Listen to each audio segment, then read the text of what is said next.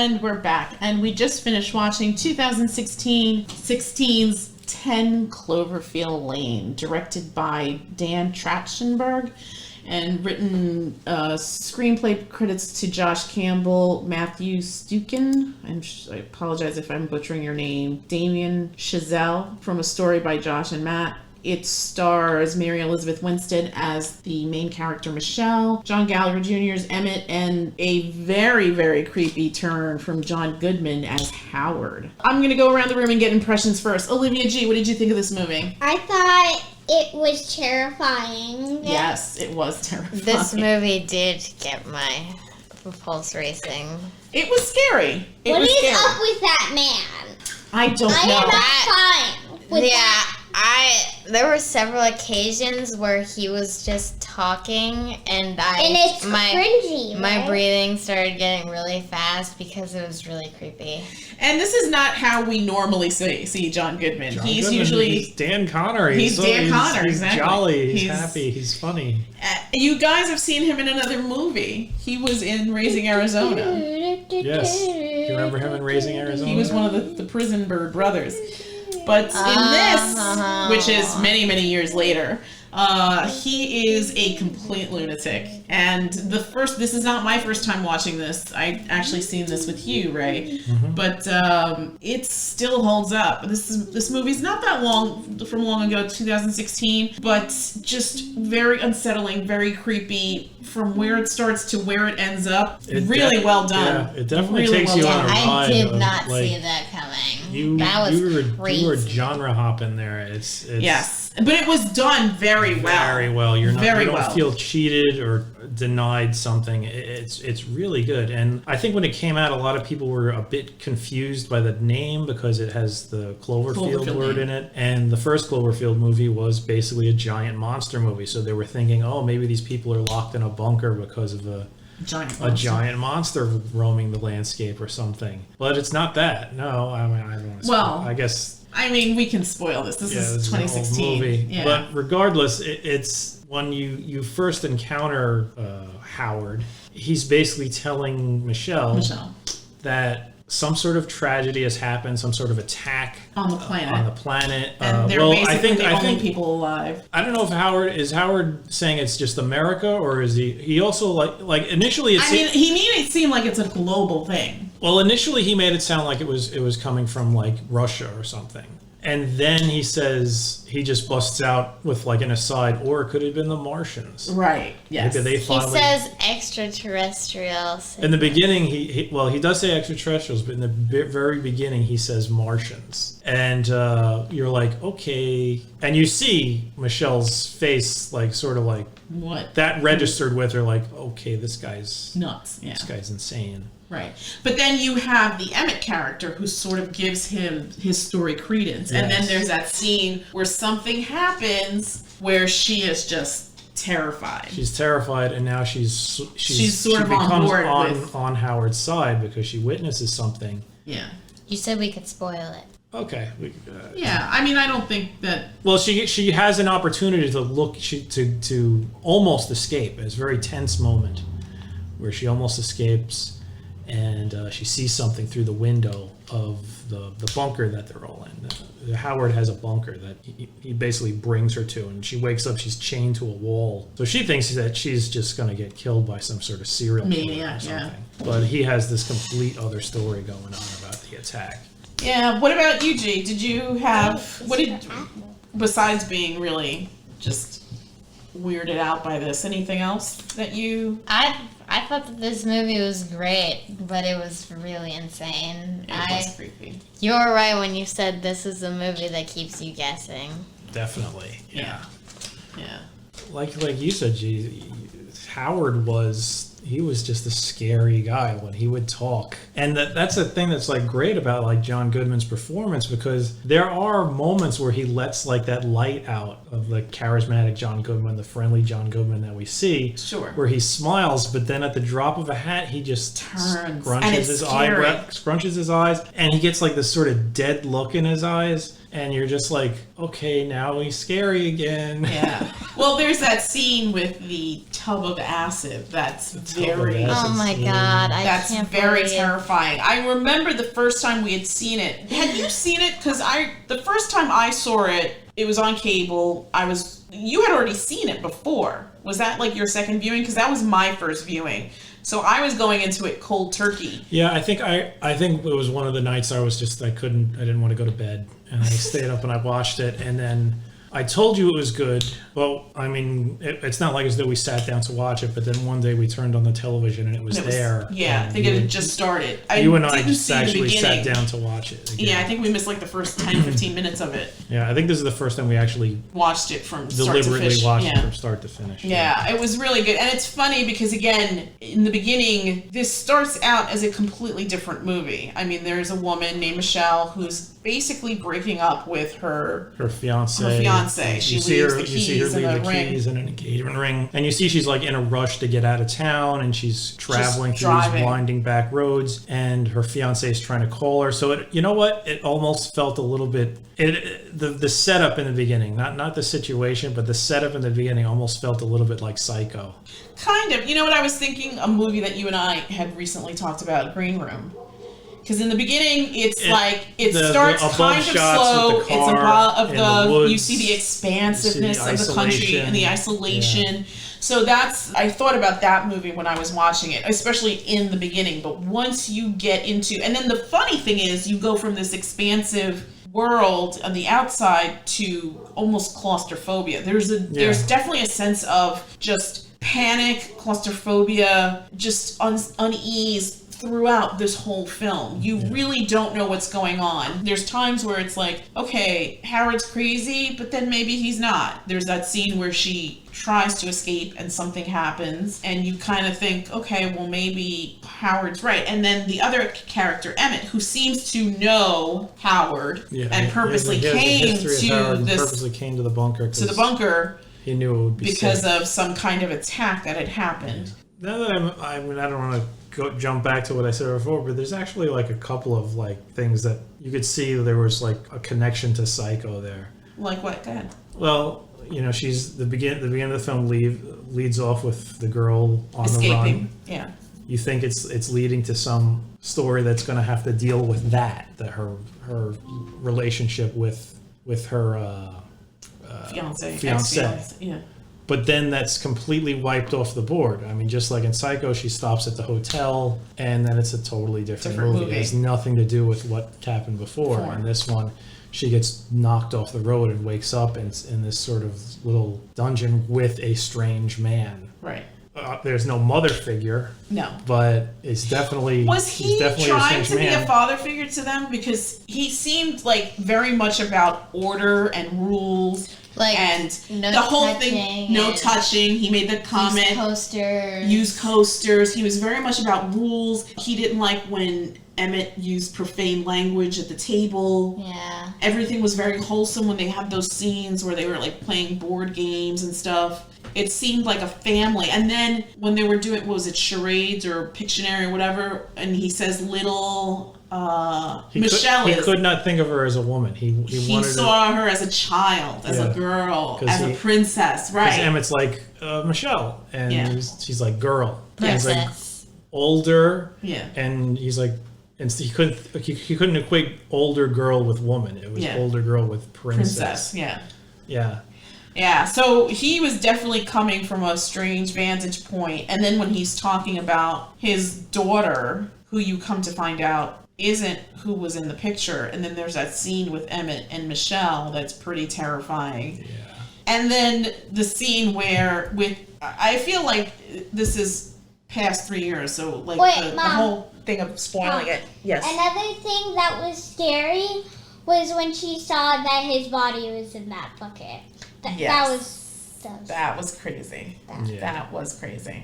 Yeah, this is a very unsettling movie. There's a lot of like super tense moments. Yeah. And like I said, there's like some mystery elements, her figuring out what's going on. They leave a lot up to conjecture for the audience, especially with Howard and what happened. I'm guessing he did have a daughter because Emmett did say that there was a daughter. And there was a picture of her with that shirt that Michelle winds up wearing. But he knew that picture wasn't... Or the one that Howard told Michelle was his daughter wasn't exactly the daughter that he had, because Emmett was like, that's a girl named Brittany that went missing. Right, that was a girl named Brittany that went... But wasn't Brittany the one in the shirt that Michelle was wearing? No, it was a different girl? It was a completely different girl. But did Emmett say that was Michelle? Megan. Oh, sorry. Did Everett say that was Megan? He didn't say, which was also interesting. That could have been a completely other girl. He could have been just bringing girls into this bunker, right? Yeah, and Howard said that his mother took Megan away from me and turned her against me. Against me, right. He definitely had rage issues. There was something going on with that family dynamic that made... Howard was... And Emmett, it seemed like Howard lived in this town, but he definitely kept to himself. And you could see from the land, he was very far removed from... He was in the middle of nowhere. He had like just cornfields all around him. All around him, yeah, surrounding him. So he did not want to be around other people. Right. Right. And maybe he was up to nefarious stuff. Yeah, maybe he really wanted a daughter, and even if it meant chaining one up in a bunker, that was what his thing. Yeah, because when Emmett's out of the picture, he's like, oh, this is the way it's supposed to be. Yeah. Which was also beyond creepy. Yeah, and he's like, here's some ice cream. Yeah. Things now we could do whatever we want. Yeah. Yeah, it was very... the first time watching it was unsettling, but even now, it's very, very unsettling. And it's interesting because there's nowhere to go here. You're basically in these 4 rooms. Yeah. And all of the action takes place here, and just... Everyone does a really, really good job. I am not a fan of the lead actress, but I'm glad I watched this movie. Her performance in it was very, very well done. You see the fear, you see the unease, you see the desperation. So it's well done, and John Gallagher Jr., who plays Emmett, was also very good. He's a likable character. You feel bad for him. He tells Michelle a little bit about his backstory, so you feel for him. And then when he gets his, it's like, what? He doesn't get his. He didn't deserve He didn't deserve it. You're right. I phrased that improperly. But yeah, when he unfortunately meets his demise, it is very terrifying and very upsetting, because you've come to like this guy. You come to like him. And you're waiting for... And he's basically taking the fall for her. Yeah. He's telling John Goodman, I'm the one who's doing this stuff. Don't blame her. And this is why I was doing it, because I wanted her to look at me like she looks at you. I wanted her to respect me like she respects you. Exactly. Yeah, he definitely not only protect her, but also put her in a good light. Yes. Yeah, that was really... This whole film was very well done. Absolutely. And like I said, it just jumps from genre to genre, where you're thinking that, oh, it's some sort of relationship drama, and then suddenly it's some sort of weird kidnapping thing, and then, oh my God, no, it's a sort of apocalypse tale, right? And then, oh no, it's like a psycho movie, and then at the end, it's aliens. Very end, it's aliens. Yes. Holy cow! So it's funny because you come back full circle. What the things that Howard were saying were sort of true. Yeah, he was right. He wasn't... but I guess even a broken clock is right twice a day. Yes. And so I think another defining thing was at the end when she makes her great escape. She sort of ducks out from that creature that's lurking in that area. And then as she's driving, and she's, I guess, getting in better reception where she can hear the radio, and people are saying, we're in Houston, we're okay, we're fighting back. If you have experience fighting, come join us. If you have medical experience, come join us. And she makes that decision. She also... Earlier in the film, she's like, anytime she's faced with something, her answer was always to run away. Right. And that's also a very nice moment in this film, and it ties it back to the ending. And you see her make that decision, whether she's going to keep running or she's going to make a stand. And I think just a really well done female character, very nuanced, very layered, interesting progression to see her. But it was interesting because she never played the victim, right? She was always strong. You could tell that she was always strong. She was always although trying to figure out how to... Although she did have her flaws. She had her weaknesses, but she always came across as a strong character. And she was proactive. I mean, from the very beginning, when she's chained to the wall, she figures out how to get her phone. Right. When she's unchained from the wall but still locked in the room, she wants to get him back into the room, so she sets that little trap. And right. During dinner, she goads him into getting close to her so she can grab the keys. She's such a quick thinker. Yeah. When she was getting raised up by the alien ship and she made the fire to destroy it, I would have never come up with that. Yeah, I would have been too panicked. Yeah. She was definitely a survivor. You could tell that about her. And that was interesting because in the beginning, we're not really privy to what happened in that relationship, but you can surmise that obviously something happened. She was in a panic. Well, not in a panic, but she was in a rush to leave. All you know is that they had a fight. Right. Because then he tries to track her down. He calls her. He's like, couples fight. You know. But it must have been something that was serious enough for her to just walk away. Yeah, I mean, who knows? Maybe he hit her or something, or maybe. I mean, you don't see her bruised or anything. No, but she's definitely it's obviously something that has disturbed her so much that she is like fleeing. She is getting out of there, and she's getting out of there quick. She packs that bed quick. He could have hit her and that could have hit a nerve, because remember when she's telling Emmett she saw 3 years ago she saw the guy and the little girl. That is true. And she said that when her father got like that with her, so he might have beat her up. That's a good pickup, G. Yeah. And she said how the brother protected her with brother protected her, and she wished that she could have been like that, but she just did what she always did and ran away. Good. Nice, G. Nice, G. Somebody's paying attention. But overall, I really enjoyed this film, and this was the type of film where I was not expecting anything going into it. No, because I saw the first Cloverfield, and I was like, this is okay. I think this is better. This is way better. Yeah. This is 100 times better than the original Cloverfield. Yeah. Yeah. And I'm glad that it just didn't turn, she gets out and she just sees this big monster rampaging. I'm glad it was just something totally different and bizarre. Yeah. And really well done. Really, really well. Yeah, I mean, there's really not much to say here. My only advice is if you haven't seen it, get yourself in front of it as soon as possible. 10 Cloverfield Lane. It is streaming currently. How did we watch it? IMDb TV. IMDb TV. It says Amazon Prime Video free, but... Which basically means when you get on Amazon Prime, it'll tell you to look at it on IMDb TV. We watched it with commercials, right? Which it wasn't too bad. No, I mean, I think the most was 3 commercials or 4 commercials in one. The other time it was 2 commercials. The commercials were very short. Yeah, so it wasn't... I think and one time I think it was just 1. Yeah, but you kind of shamed the commercials because I was kind of late for my art class. Yes. Olive J had art class and she was 15 minutes late because we were... watching the movie. We were watching the movie.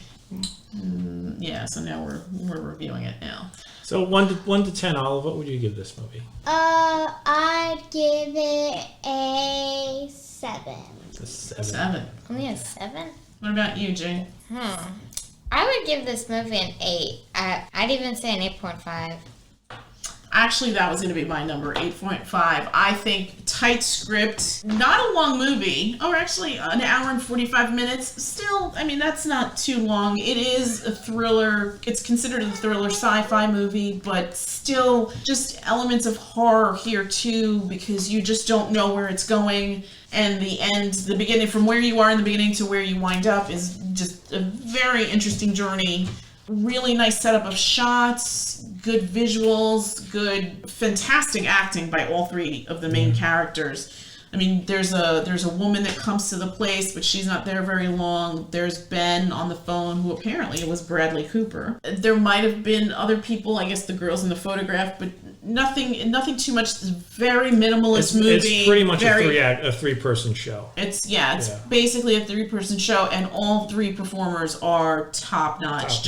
Really, really good acting, really good storytelling. Yeah, I can't say enough about it. I would give it an 8.5. I'd give it a 9. Yeah. I mean, for everything you said, there's really not much to dislike about this movie. I like the fact that they kept me guessing. I like the fact that it did a good job of switching up the genres. Like recently we watched The Wailing. No, the movie that Freaks. Oh, where right, they right. suddenly just switch genre in mid-movie, and while it was okay, I mean, it was entertaining, it still felt like you were being bait and switched there. This was not really that, because you don't know what to expect at all from this movie, and you get brought along to a certain degree where you're not so invested in, oh, this is definitely going to be a relationship drama. Then it switches, and you get dragged along for that part for a bit, and it switches. So you're never really fully expecting it to be a certain type of movie. Yeah. Before they change it up on you and send you on a new and interesting ride. And this film did that effectively, and everybody did such a great job. Mary Elizabeth Winstead, great as Michelle, strong female character, clearly haunted a little bit by her past, regretting the choices that she made, finding strength to overcome issues. Who was Emmett? John Gallagher Jr. John Gallagher Jr. Emmett, lovable guy. You Really like nice him. guy. You really, really like his character. You could see that he cares. And also a guy who sort of regrets the life that he could have had that he didn't take because of fear. And he's one of those great character actors. He was Liam Dempsey in Westworld. He was Jim Harper in The Newsroom. Yeah, I've seen him a lot. Yeah, he's always in stuff, Yeah. and he's always like a solid guy. I would love for him to be maybe a main guy. No, maybe I'm wrong. I haven't seen him be a lead in anything, but And John Goodman is outstanding in this movie. The way he goes from being menacing to being almost a fatherly type guy to being menacing again at the drop of a hat. I mean, even when he's being nice, it's still creepy. It's still creepy. Still so and creepy. Seriously, I don't know what it was that he was doing with his face. Just the set of his jaw and the way he could sort of work his eyes. He really was able to just switch from those two poles. It was very unsettling. Yeah. Very, very unsettling. Agreed. And that's exactly what you needed in a character like Howard. Yeah. Great job. Just outstanding work. But I've always loved John Goodman. He's been good in pretty much everything I've seen him in. Yeah. Even if it's like a small role. Yeah. He always, there's something about his face, his eyes. You just buy into whatever he's selling you. And he's really intimidating. I mean, he's massive in this movie. Right. He's subsequently lost weight since then. But in this film, I'm not saying he looked like out of shape big, but he looked like he could ragdoll Emmett and Michelle easily. And then just the film itself, the story it takes you on, and then that ending is just literally out of this world kind of. But that's about it. Yeah. I mean, no complaints. If you have access, I guess, to the IMDb TV app, watch it. It says Amazon Prime Video free, but I guess you have to. I think the IMDb app is part of Amazon Prime because you get it automatically, I believe, because Amazon owns IMDb. Is that right? I did not know that. It says you can watch it on Amazon Prime Video, YouTube, Google Play, Movies and TV, Vudu. All those places you have to. I mean, all those other places you'd have to rent. Pretty much every film you could just rent or whatever, but we're talking about like free streaming. Yeah. You want to stream it for free? IMDb TV. Yeah. You have to suffer through a couple of commercials, but in the end, it's worth it. I'd say. Yeah, they're not gratuitous with those commercials. Yes, baby. All right. Well, that's it. Not long. Yeah. That's it from us, and we're gonna bid you all a good night. Good night. Night. Night.